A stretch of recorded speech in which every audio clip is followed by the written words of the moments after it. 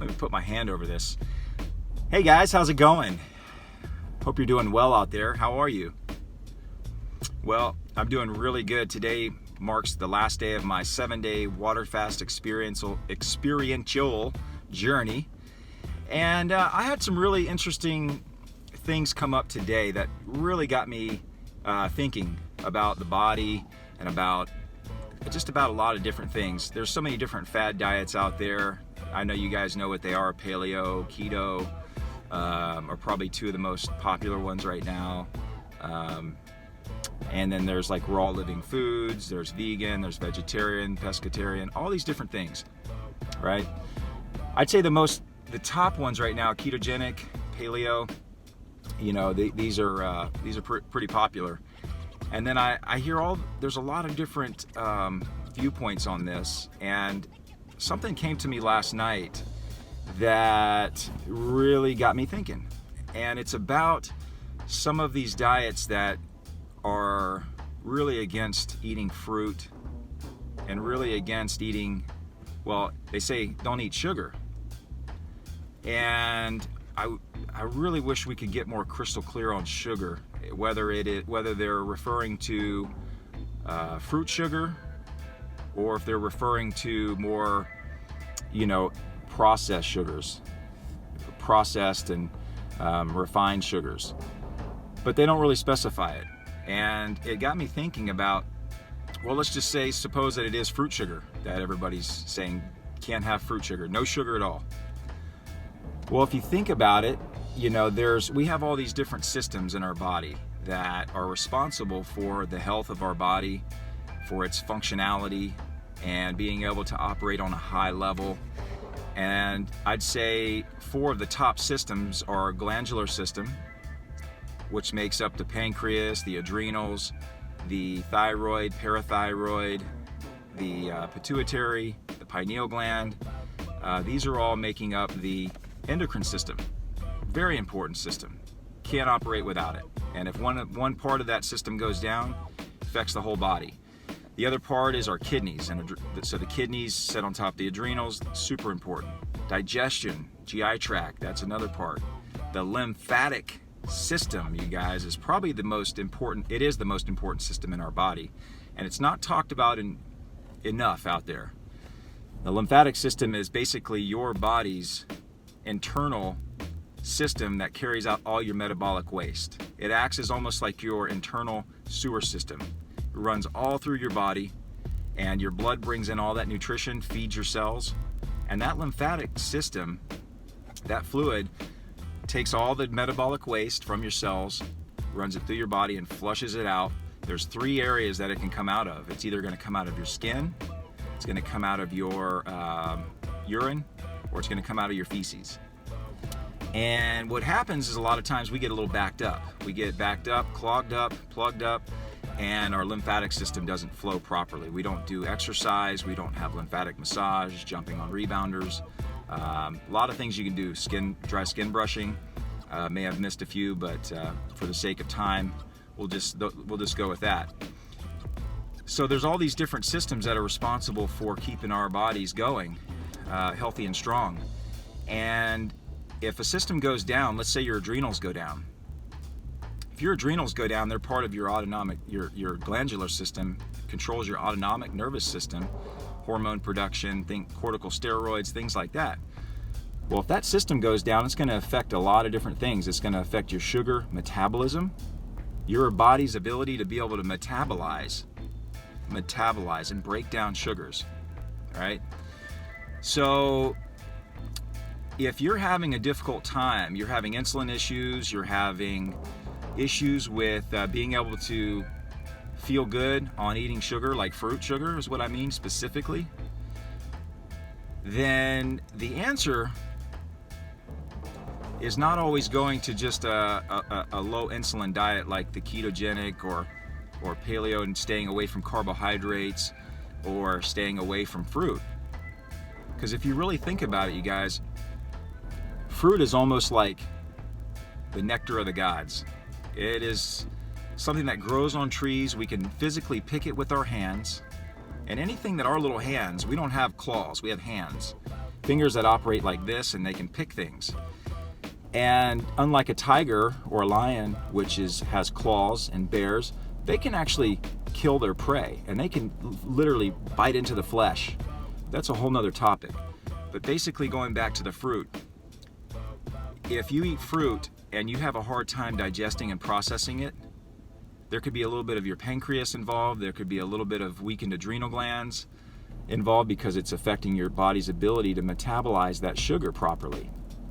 So if you go into a diet of, say, keto or no carbohydrates like Atkins or something like that, are you going to feel a difference because you're not taking in sugars and carbs? Absolutely, you will in the beginning. But it all comes with a price and a transaction cost. And there's enough research out that says if you eat too much protein and if you eat too much fat, your body has a hard time. They're super hard to digest and absorb, or to digest and break down and metabolize. Fats are definitely slower burning, and that's why the ketogenic has been so popular, but it's very new. We don't have enough studies out to show the long-term effects or benefits, either one, of doing this. But we do know that some people have a very difficult time metabolizing fats. If you're having any kind of liver or gallstone or gallbladder issues, you're going to have a problem. And that's not going to be the diet for you. And so to say that to eliminate fruit out and say fruit sugar is the no-no, don't go to it. I would say more importantly is let's take a look internally at the systems that are down that are causing you to not be able to break down and metabolize your sugars properly. What's causing that system to send your insulin out of whack for such a long time, to where it doesn't come back into balance? Because here's the reality that I've seen. I'm not saying eat fruit all day, and I'm not saying that. That's not my message here. My message is just to give you some food for thought, just to think on, and you can make your own informed decision and even try it. Once you fix your adrenal glands, your body's gland that assists you with sugar metabolism and actually being able to break that down, and you maybe do a little work on your pancreas, you're going to find you're going to have a different experience with breaking sugars down. Now, true, your body can maybe only hold a specific amount of fruit sugar or fruit glycogen, but that liver glycogen, which comes from fruit in your liver, can only hold so much. So overindulging in fruit could, I don't know the answer because I'm not a medical doctor. I've not done any personal studies on this. However, I know lots of people who do play in that world, and I would say that, and I do know people who have measured their blood sugar and things like that to see what the effects are after eating fruit. And everybody says their blood sugar levels go up, they elevate. Okay, well that's normal, because we know when we eat anything, our blood sugar goes up and elevates just a little bit. You're going to get a response from putting the food in. But the thing is how long does it stay up? How long does it stay peaked at that level? Well, most people who have tested their blood sugar, they say it comes down in a relatively short period of time, 2 hours. Between 2 and 2.5, maybe 3. All right, so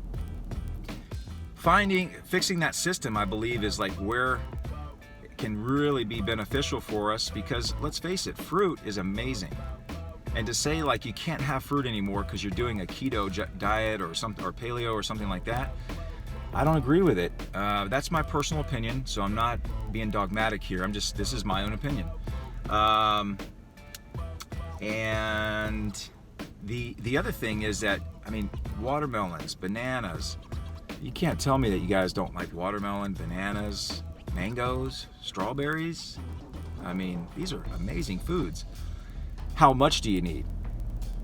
You know, everybody's going to be a little bit different, but having a few little pieces of fruit in the morning when your body is, or every other day, could be really helpful. Blueberries, raspberries, I mean, golden berries, some really amazing fruits that we have are available. So I would say, to give this some thought and do a little research on it and try it on. I can tell you from my personal experience that 8 years ago, when my adrenals were down extremely low and my kidney function was extremely low, I was having a terrible time with the fruit sugar. And it slowly got better and better and better. And also, through implementing the fasting, the intermittent fasting, I've gotten stronger and stronger. It's helped my body even more. So this last 7-day fast that I did really got me into a depleted state and flushed out everything. Now I'm starting all over, and it's been really amazing. So anyway, just some food for thought. This video is going on a little bit longer than I was hoping, but I just love connecting with you guys and sharing information and sharing thoughts, give you guys some things to think on. I'm not a medical doctor. This isn't medical advice. It's just me sharing. And also, I share through my experience, things that I've actually, done, not things that I'm preaching or my message here is always going to be love for you, for humanity, for all of humanity, and that we all just continue to raise our consciousness and remove the dogma from anything out there, and just have your own experience with this whole thing. And that's my wish, that's my intention. So hope you guys receive that. Love you guys. Have an amazing day out there, wherever you are in the world. And stay healthy. Take care of yourself. Bye for now.